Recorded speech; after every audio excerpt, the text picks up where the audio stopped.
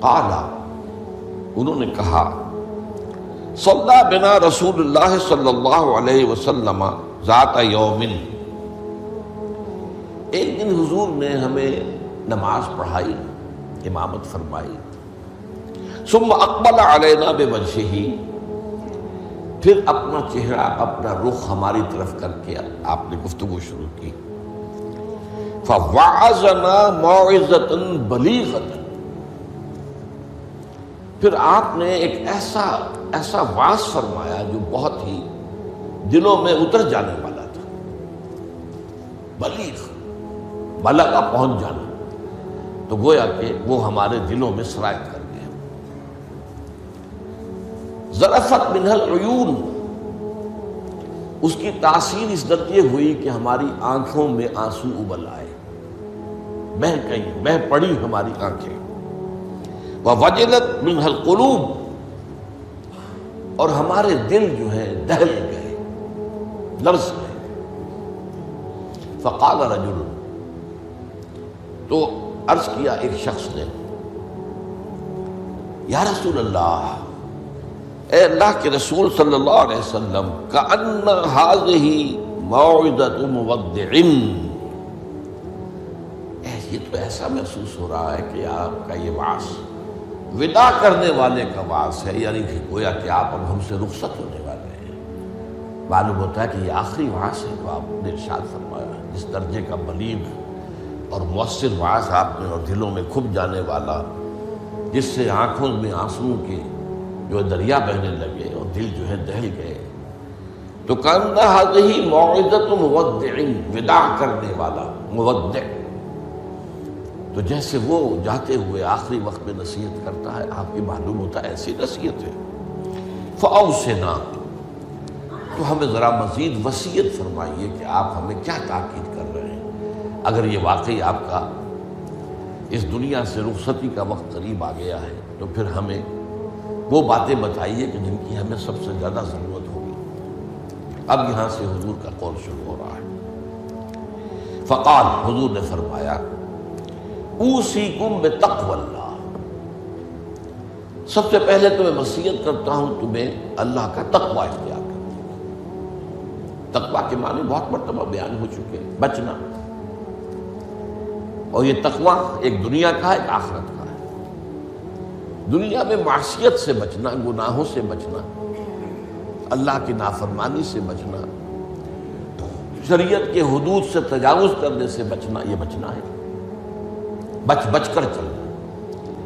جیسے کہ کسی گھنے جنگل میں سے گزرنا پڑے انسان کو، اور وہاں کوئی پگڈنڈی بھی نہیں، کوئی راستہ بنا ہوا نہیں، اونچی اونچی گھاسیں اور درخت ہیں، اور اگر وہ امیزون کا ٹاس ہو یا کانگو کا ٹاس ہو تو درختوں سے لٹکے ہوئے بھی سانپ موجود ہوتے، تو اب ظاہر بات ہے کہ آدمی کس طرح چوکنا ہو کر پھونک پھونک کر قدم رکھے گا، کہیں ایسا نہ ہو کہ کوئی سانپ کنڈلی مارے بیٹھا ہو اور میرا پاؤں اس پر پڑ جائے، یا اور کسی موذی جانور کا کوئی بھٹ ہو، کوئی بل ہو اور اس میں میرا پاؤں پڑ جائے۔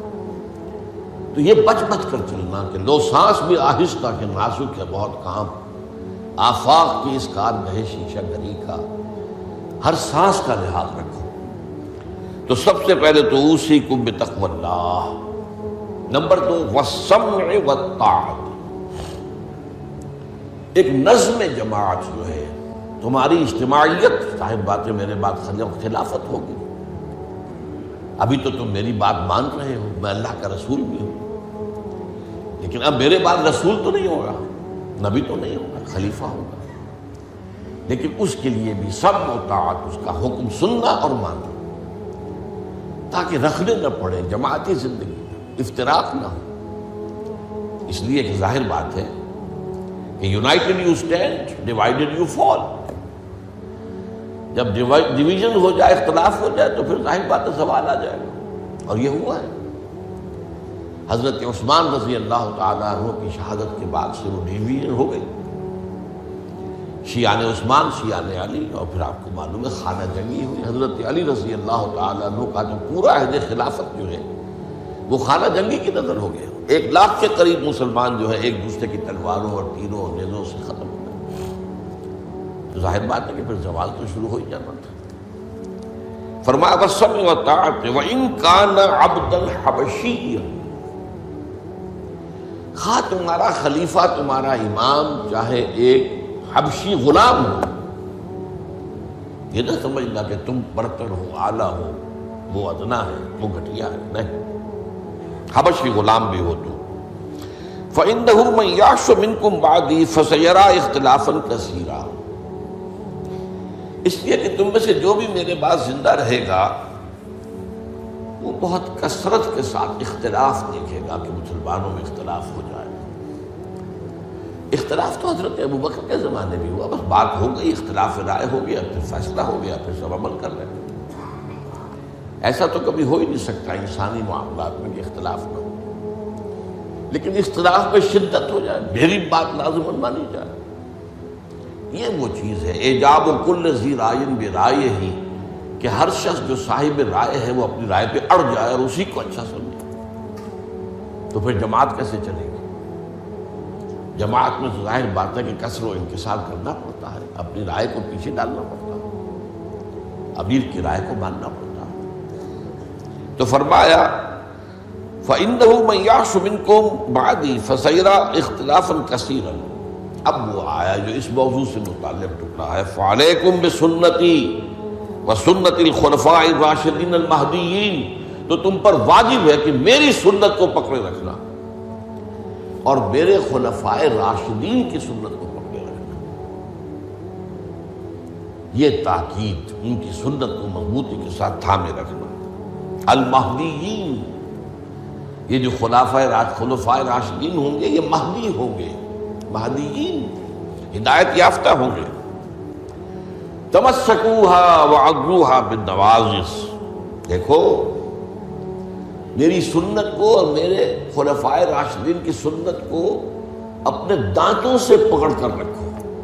یہ کچلیوں کے دانت جو ہوتے ہیں کسی شے کو پکڑنے کے لیے، درندوں میں آپ کو معلوم ہے یہ لمبی ہوتی ہیں کچلیاں، یہ چونکہ زندہ گوشت کو پھاڑنا ہوتا ہے، زندہ جانور کو یہ کچلیاں ہی ہوتی ہیں جو ان کو پھاڑتی ہیں، یہ آگے کے دانت کی کام نہیں کر سکتے۔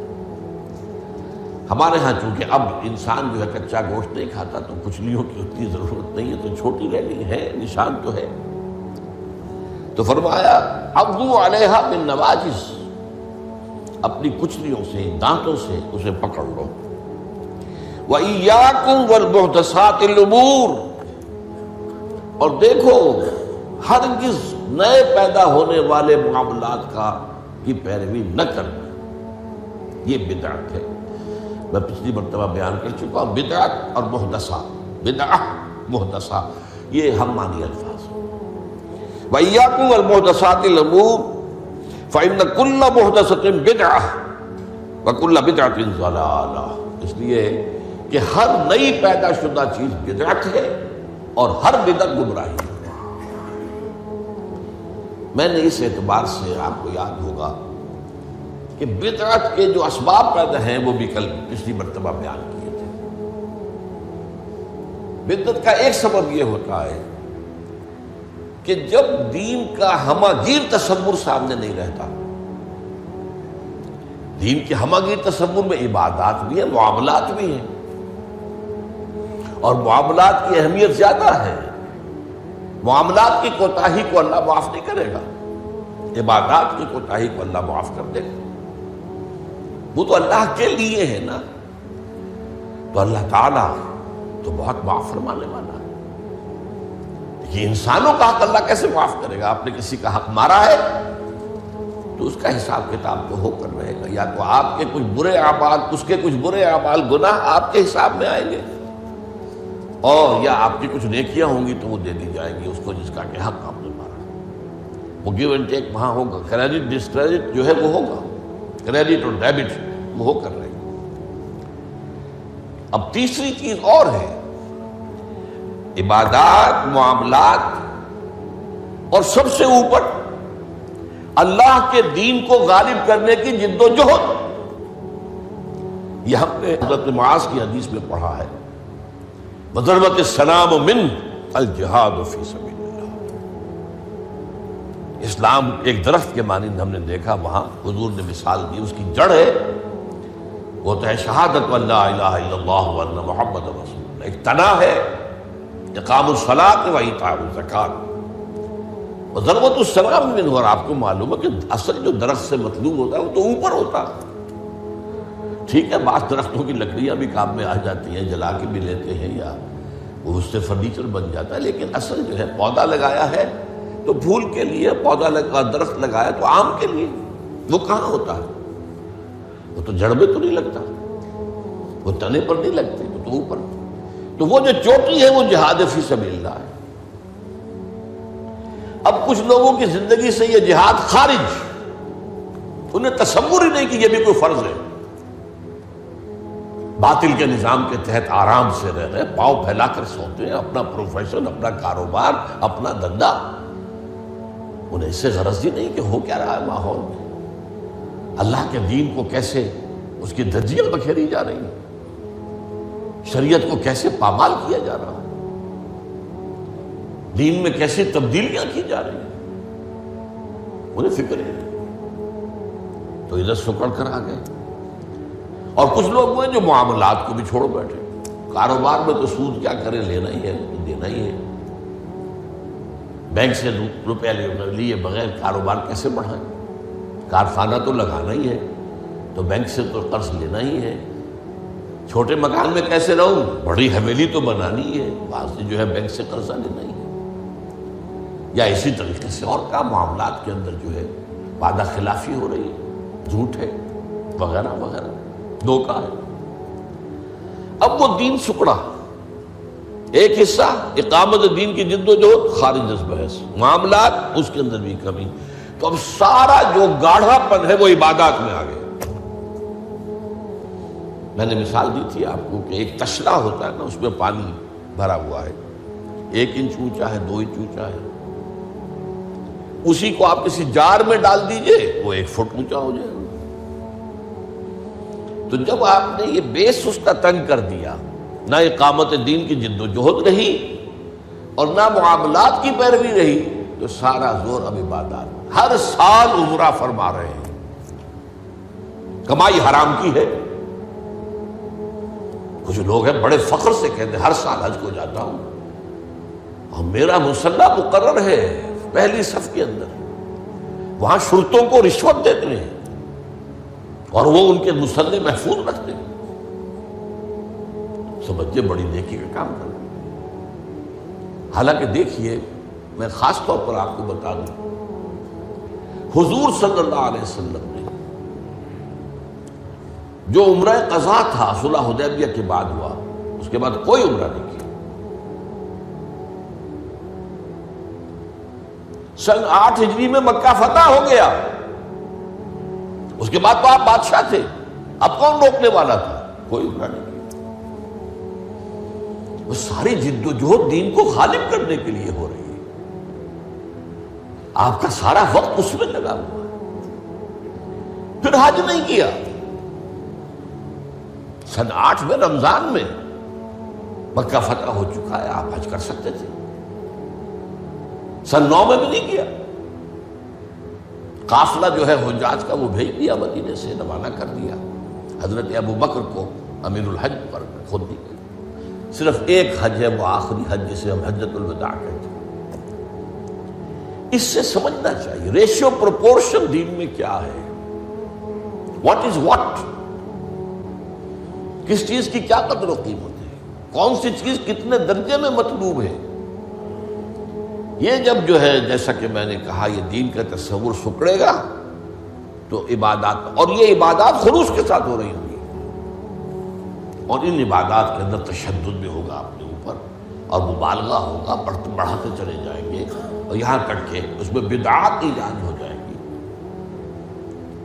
اب خاص طور پر شب برات، پنجویں شب بہت جو ہے عبادت کر، باقی تو جو کچھ ہوتا ہے اس کو تو چھوڑ دیجیے، آتش بازی ہوتی ہے یا کچھ اور جو ہنگامہ ہوتا ہے، جو جشن، یہ تو کچھ سرے سے دین سے کوئی سروکار ہے ہی نہیں۔ لیکن خاص طور پر اس رات کو مقرر کر لیا، حالانکہ کوئی قوی احادیث موجود نہیں ہے۔ اسی طریقے سے معراج کی شب، وہ ساری چیزیں کیوں ہو رہی ہیں؟ اس لیے کہ عبادات کا جو معاملہ ہے پوری توجہ ان پر مرتکز ہو گئی۔ اچھا، دوسرا مسئلہ کیا ہوتا ہے؟ عبادات میں بھی ایک ہے ان کا ظاہر رسم، ایک ہے باطن روح۔ ایک نماز کا ظاہر ہے، فقہی طور پر آپ نے بالکل صحیح نماز پڑھ لی، صحیح وضو کیا، پھر اس کے بعد آپ نے تکبیر تحریمہ کہی، ہاتھ اٹھائے، باندھ لیے، ثنا پڑھی، فاتحہ پڑھی، کچھ اور قرآن کا حصہ پڑھا، پھر رکوع میں گئے، تسبیحات کی، پھر کھڑے ہو گئے، پھر سجدے میں گئے، پھر بیٹھے، پھر سجدے میں گئے، پھر اٹھ کھڑے ہوئے۔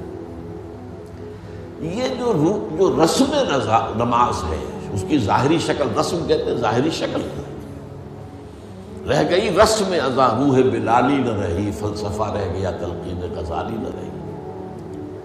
اب اگر اسی پر توجہ مرتکز ہو جائے گی تو روح دین کی طرف سے توجہ ہٹ جائے گی۔ اس ظاہر کے بارے میں تو بڑی نیند میں ہوگی، چھوٹی چھوٹی باتوں کے اوپر اختلاف ہو جائے گا، من دیگرم تو دیگری، یہ کیا کیا تو نے؟ آمین زور سے کہہ دیا، یہ ہماری مسجد میں آیا کیسے تو؟ آئندہ جرأت نہ کرنا، ٹانگیں توڑ دیں گے۔ یہ کیا رفع دین کر رہے ہو؟ چھوٹی چھوٹی چیزیں،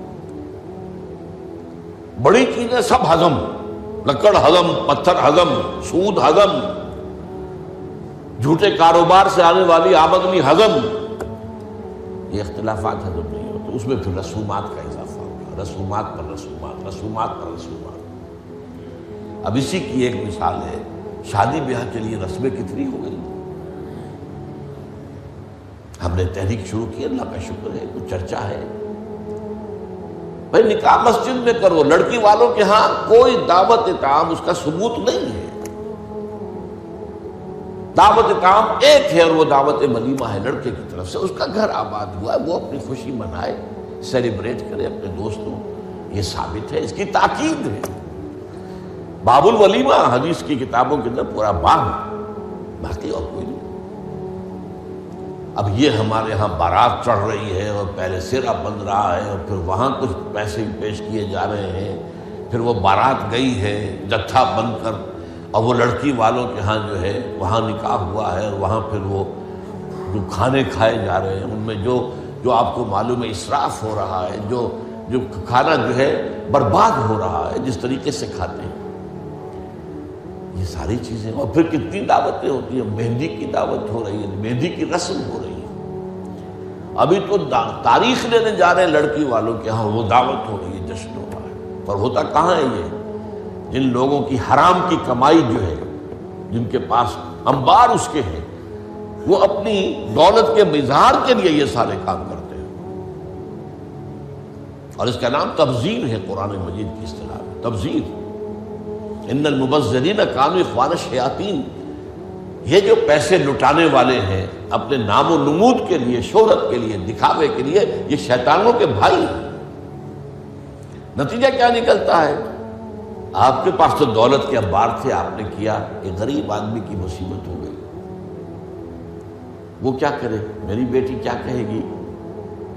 میری شادی پر میرا باپ یہ بھی نہیں کر سکتا۔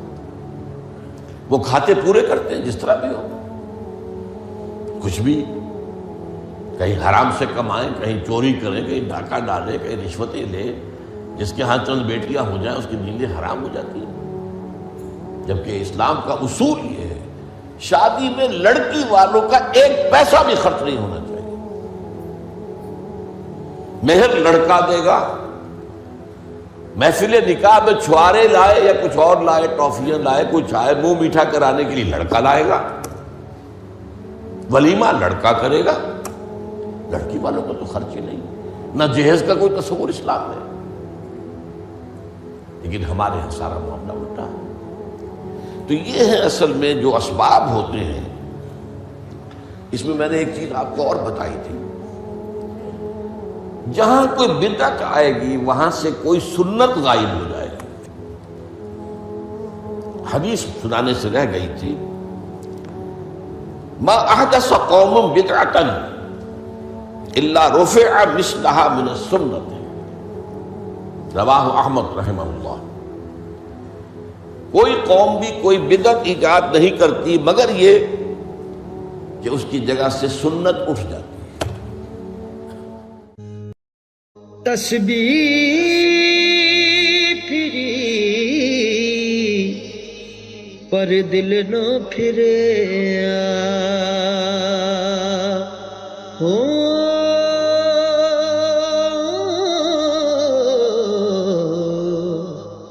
لینا کی تسبیح ہتھ پھڑ کے ہو۔